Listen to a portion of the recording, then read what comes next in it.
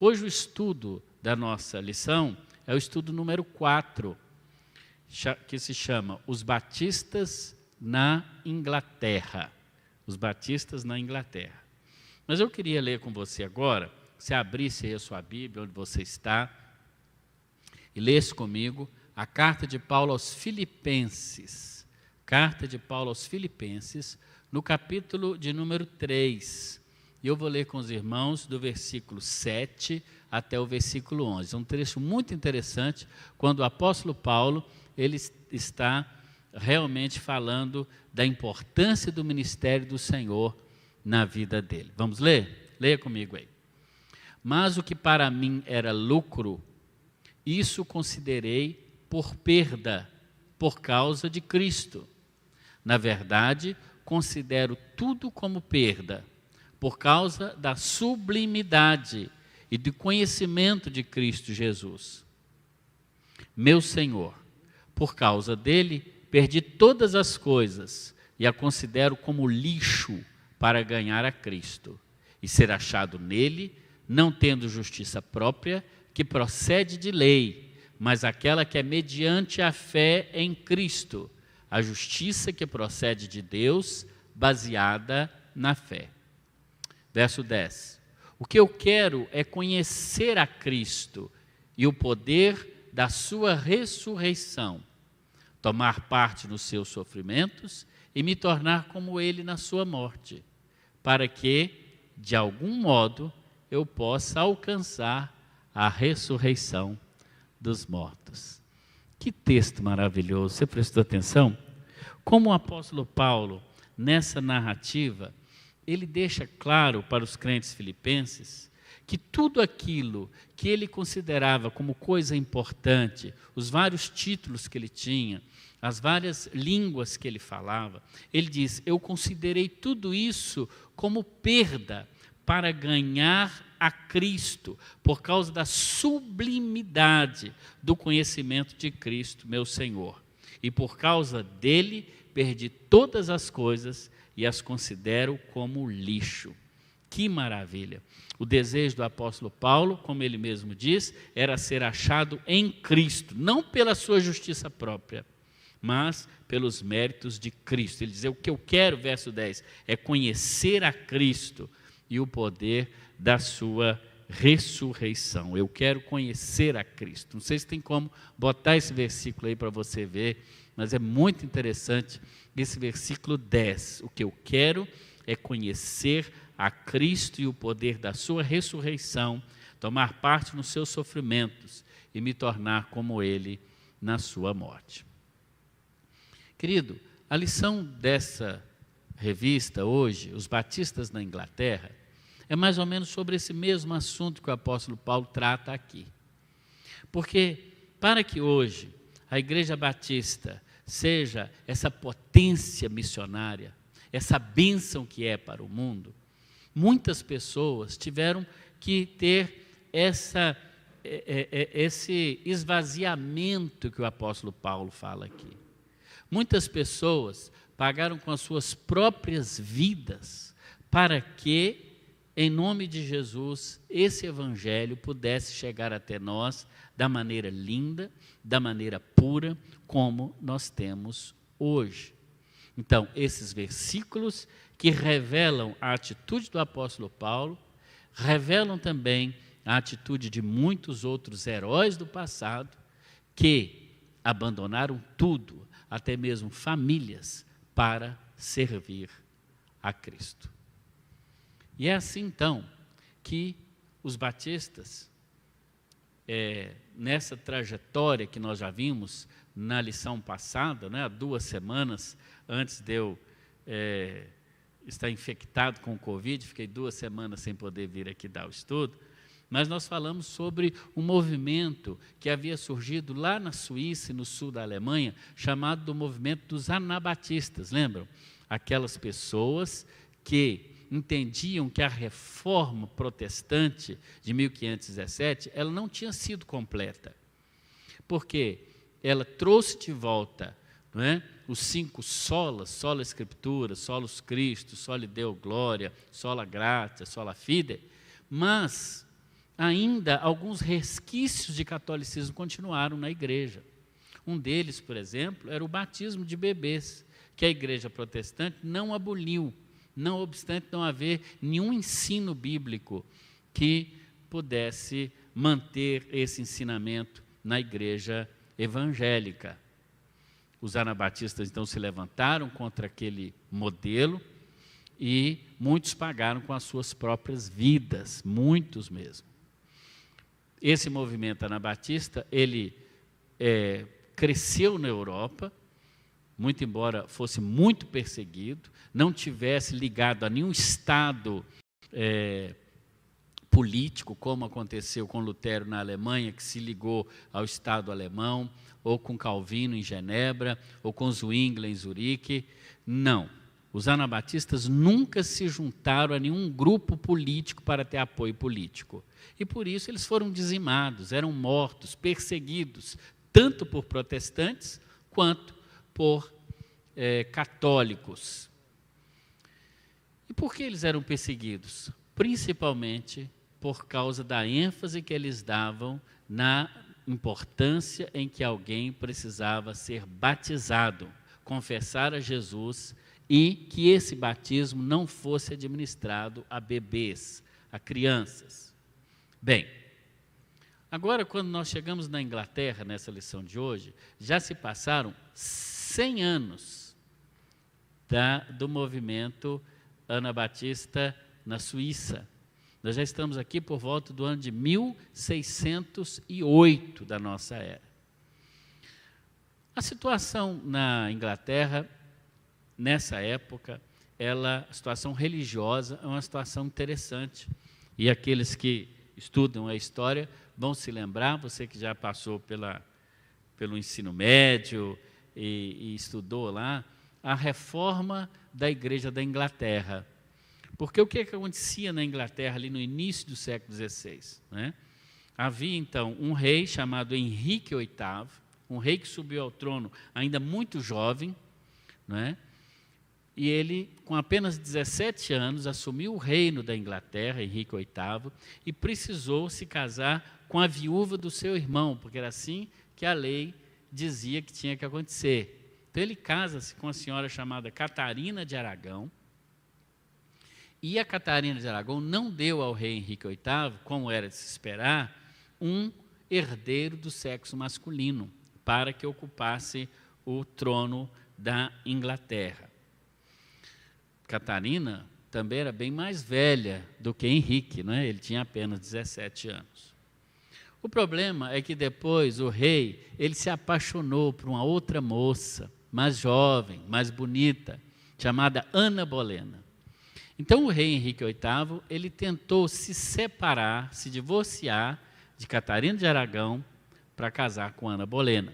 Mas para isso, como a Inglaterra era um reino católico e governado então religiosamente pelo Vaticano, o rei Henrique VIII, ele precisava da permissão do Papa.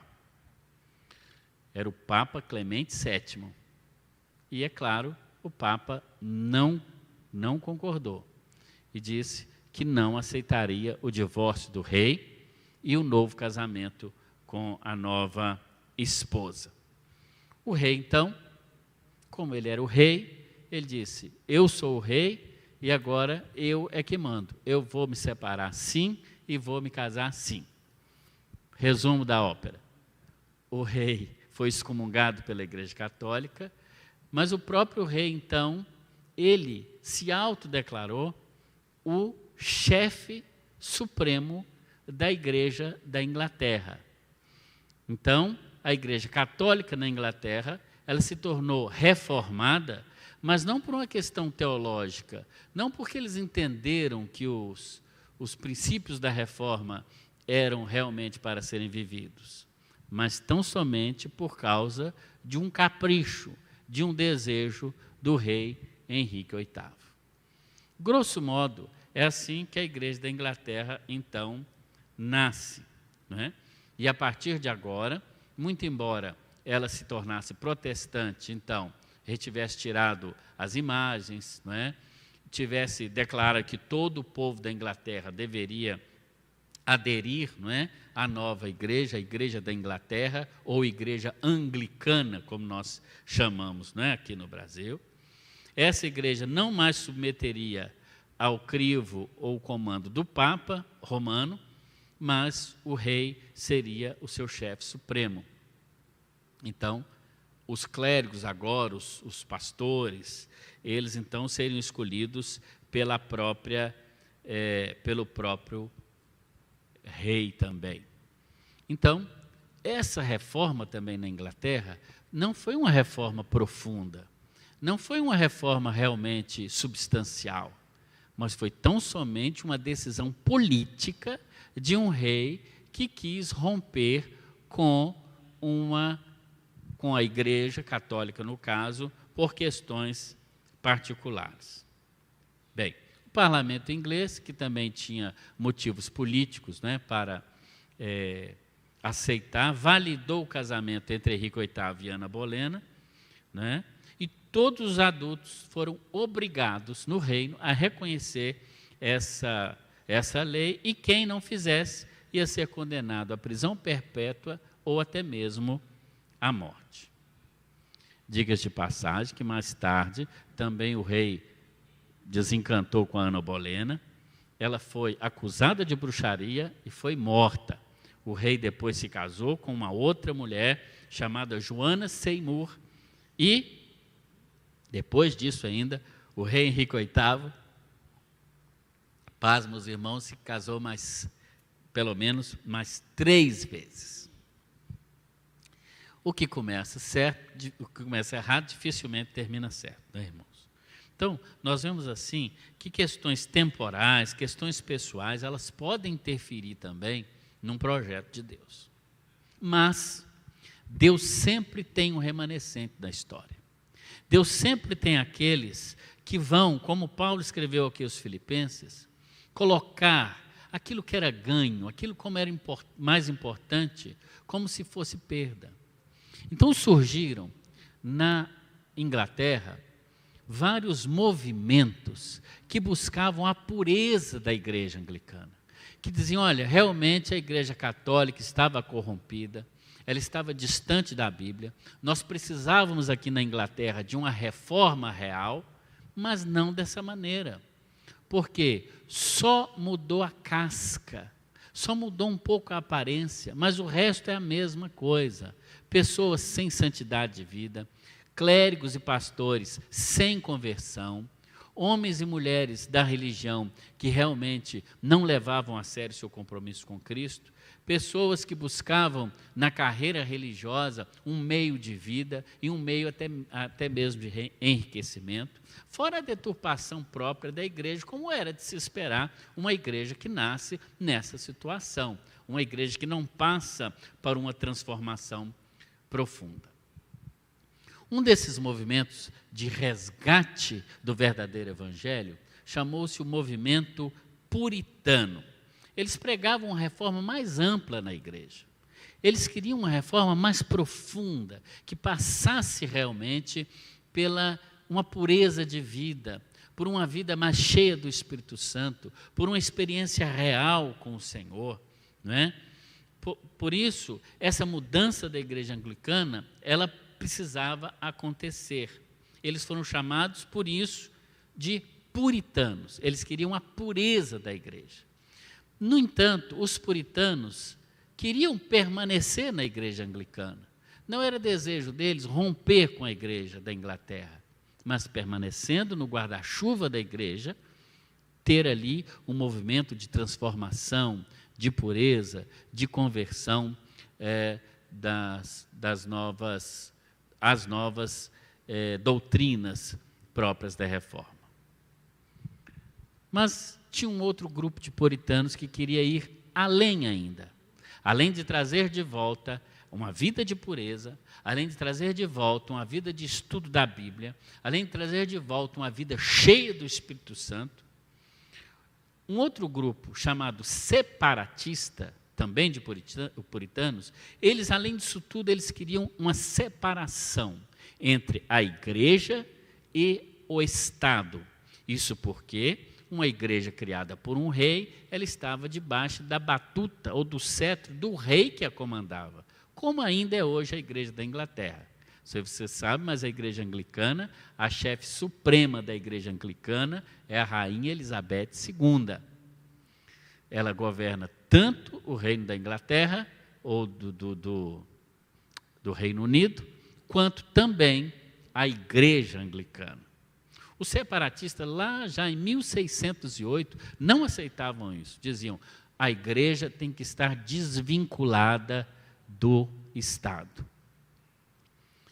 Isso te faz lembrar alguma coisa sobre os anabatistas? 100 anos antes, lá na Suíça, eles também pregavam a separação completa entre igreja e Estado.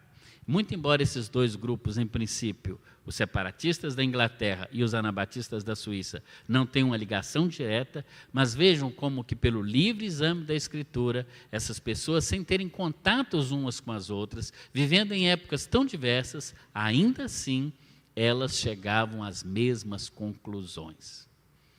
Aliás, os grupos batistas, o movimento batista, ele surgiu assim. Por isso que a gente disse em algumas lições há um tempo atrás que os batistas não têm um fundador. Nós não circulamos em volta da doutrina elaborada por uma pessoa, por um reformador, seja ele Lutero, Calvino, Zwingli ou qualquer outro. Nesse sentido, os batistas não têm um fundador.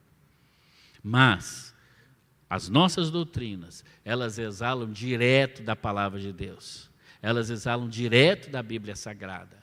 E pessoas em vários lugares do mundo, em diversas épocas, lideradas e conduzidas pelo Espírito Santo de Deus, chegavam a conclusões muito parecidas, como é o caso dos anabatistas e dos separatistas ingleses. Muito bem. É claro que um grupo que se levantasse contra a igreja instituída também estaria se levantando contra o reino. E, portanto, esses grupos separatistas, eles foram acusados na Inglaterra de traição, porque eles começaram a se reunir em comunidades separadas da igreja da Inglaterra.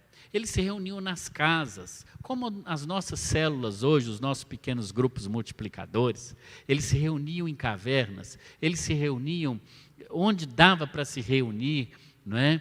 Mesmo que não fosse um templo. É assim que essas pequenas fontes, elas começam a nascer e começam a crescer. Portanto, a Igreja Batista, ela começa também nas casas, não são em templos suntuosos, em catedrais, começam de uma maneira até mesmo escondida, longe dos olhares das autoridades. Não é? Um desses grupos de separatistas, eles foram tão perseguidos na Inglaterra, que precisaram mudar de país. Você já viu uma igreja ter que mudar de país? Foi isso que aconteceu. Um dos grupos de puritanos separatistas, liderados por um ex-pastor anglicano chamado John Smith e um advogado chamado Thomas Hales, eles tiveram que emigrar para a Holanda. Atravessaram o Canal da Mancha e foram para a Holanda. Porque naquela época, a Holanda era um país livre, onde as pessoas não seriam molestadas por pregarem, por ensinarem e por professarem a fé que quisessem. Diferentemente da Inglaterra, na Holanda, eles poderiam reunir-se, eles poderiam louvar a Deus e eles poderiam celebrar ao Senhor, mesmo longe da sua pátria natal. Assim, em 1609, chegaram John Smith, Thomas Hales e um grupo com eles na cidade de Amsterdã, na Holanda. E ali eles então começaram a se reunir, chamando-se não de igreja batista, mas eles se chamaram ali o povo livre do Senhor. Um povo livre, livre para cultuar, livre para celebrar, livre para professar a sua fé da maneira como o Novo Testamento apresentava. Eles desejavam profundamente essa experiência, a mesma experiência do Novo Testamento. Deixaram tudo nos seus países, deixaram família, deixaram emprego, deixaram tudo para uma aventura de fé, simplesmente para poder fazer o que hoje nós fazemos com tanta tranquilidade, louvar ao Senhor, sem proibição nenhuma, política nem de uma ordem. Veja como esses heróis do passado abriram mão de tudo para servirem ao Senhor numa outra pátria. Mas esse grupo, quando chegou em Amsterdã, na Holanda, eles tiveram contato lá com um grupo dos anabatistas. Um grupo dos anabatistas daqueles 100 anos atrás, que emigraram também para a Holanda pelos mesmos motivos, para não serem perseguidos. E lá então, esses separatistas ingleses, eles em contato com os chamados menonitas, eram os anabatistas da Holanda, menonitas, recebeu esse nome porque esse grupo foi criado por um sujeito chamado Menno Simons, por isso eles são chamados menonitas. Existem ainda alguns anabatistas, inclusive no Brasil, no sul do país, os menonitas, Igreja Evangélica Irmãos Menonitas de Curitiba. Pois bem, em contato com esses menonitas, os anabatistas, então, perguntaram àqueles puritanos ingleses separatistas sobre o batismo. E eles, então, disseram, nós somos batizados como eram quando éramos crianças. Então, os menonitas disseram a eles, não, o batismo é para pessoas adultas. Então, como tanto Thomas Reus quanto John Smith chegam à conclusão, através dos anabatistas, de que o batismo verdadeiro, o batismo bíblico, o batismo do Novo Testamento, era para adultos, então John Smith se batiza, ele batiza a si mesmo e depois batiza toda a sua congregação. Por isso que a gente brinca e diz que John Smith foi o primeiro ser batizado da história, porque ele mesmo se batizou novamente ali em Amsterdã. O problema é que Smith era um sujeito que também tinha uma mente um pouco confusa. Vejam que ele foi ministro da igreja anglicana, se tornou um separatista, se tornou um puritano e agora se tornou um menonita. Então ele começou a pensar sobre a validade do próprio batismo que ele tinha se ministrado. E com esse problema de consciência, ele voltou aos menonitas e pediu que alguém o batizasse, porque ele entendia que o seu batismo não era válido. E colocou em xeque também o batismo de toda a congregação. Mas aí entra em cena o advogado Thomas Reus, que mesmo não sendo um clérigo, um pastor, ele assume a liderança do grupo e diz, não, o batismo foi válido, porque foi feito em nome do Pai, do Filho e do Espírito Santo. Então, Thomas Reus assume a liderança e John Smith vai com alguns daquele grupo se juntar aos menonitas. Depois de um certo tempo, Thomas Reus, juntamente com o seu grupo, então, até por não concordar com a aproximação de John Smith com os menonitas, então ele resolve juntar a sua igreja, juntar o seu povo, atravessar de novo o Canal da Mancha para a Grã-Bretanha, a grande ilha, e ali ele volta para Londres. E é na cidade de Londres, numa localidade chamada Spitalfields, próximo ao centro de Londres, que no ano de 1612 foi organizada a primeira igreja com o nome Batista. Na verdade, chamou Igreja do Caminho Batizado, mas depois ela se tornou, então, a primeira igreja batista que surgiu no mundo, na cidade de Londres, no ano de 1612. Claro que assim que retornou para a Inglaterra, o advogado Thomas Reus foi preso, ele foi preso, na época era o rei Jaime I, né? Ou o famoso rei Tiago, aquele que editou a Bíblia, ele mesmo foi quem mandou prender Thomas Reus. Thomas Reus, ali na cadeia, ele escreveu um folheto. Esse folheto se chamou Uma Declaração Breve do Mistério da Iniquidade, onde ele tentava alertar ao rei James I. Ele tentava mostrar para o rei que o rei não é Deus e que o rei não poderia se envolver em questões de fé, que a fé ela é pessoal, que cada um tem a sua fé própria, que o rei deveria cuidar dos assuntos do reino, dos assuntos políticos e deixasse para a consciência de cada cidadão os artigos de fé. Não sabemos se o rei Tiago sequer leu esse folheto escrito por Thomas Reus, porque pouco tempo depois, o rei,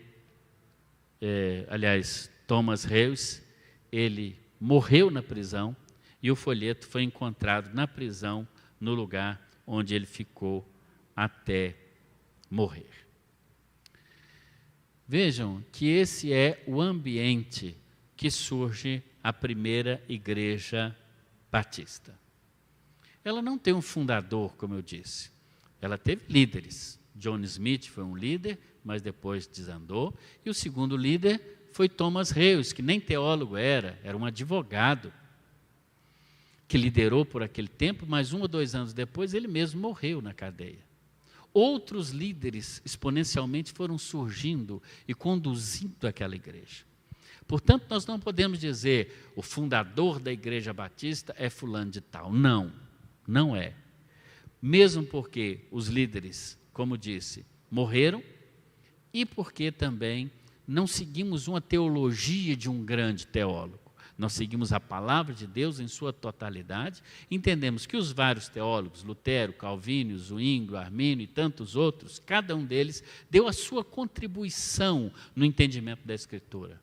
Mas nós não abraçamos nenhuma delas como nossa própria. Abraçamos sim a Escritura na sua integridade, segundo a interpretação que realmente é possível ter dela a partir do que está exposto no seu compêndio, em nome de Jesus. Portanto, a Igreja Batista, ela nasce assim, desse movimento de Deus, desse movimento do Espírito Santo, que desde as entranhas do catolicismo começou a despertar pessoas que eclodiram na Reforma Protestante, que dali sai um outro grupo que queria ainda mais pureza, ainda mais transformação, os chamados anabatistas. E depois, 100 anos depois, se encontram com esses separatistas ingleses na Holanda e mostram para eles a importância de estar separado do Estado, a importância de ser uma igreja pura e cheia do Espírito Santo, mas a igreja também que deve batizar apenas pessoas adultas para que elas possam chegar ao entendimento e ao conhecimento da verdade do Senhor. É bem verdade que os primeiros batistas, eles nasceram muito influenciados pela doutrina que estava em voga na época, o calvinismo. Então eles foram chamados de batistas particulares.